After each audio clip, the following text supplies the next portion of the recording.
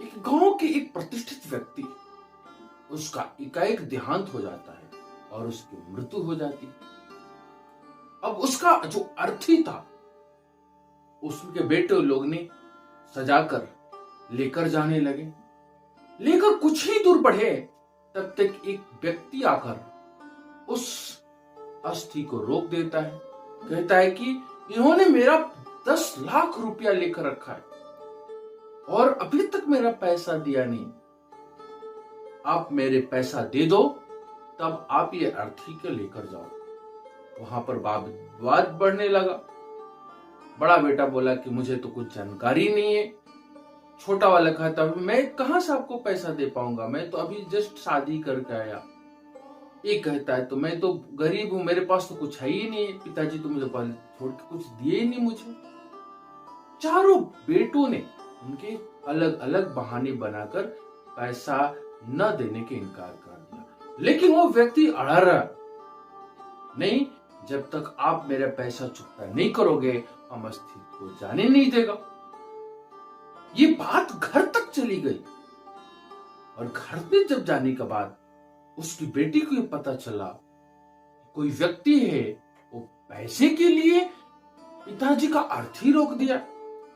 बेटी दौड़ी दौड़ी आती है और आकर उस व्यक्ति के पास जाकर अपनी जितनी भी ज्वेलरी था, अपने गहना, सोना चांदी सब कुछ दे देती है।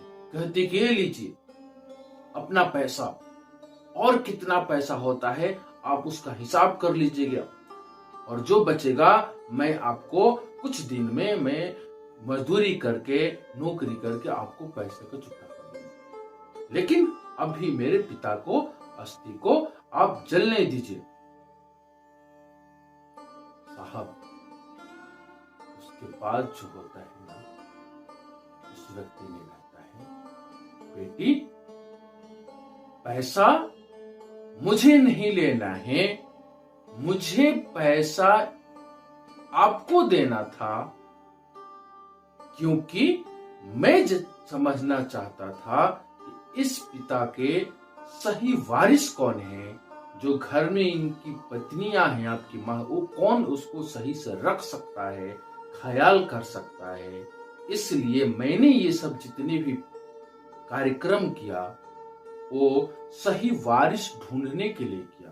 तो ये आपके 10 लाख आपके पिता से मैंने लिया था, ये आप अपना 10 लाख रुपया ले लीजिए। कहते हैं ना भाई, जब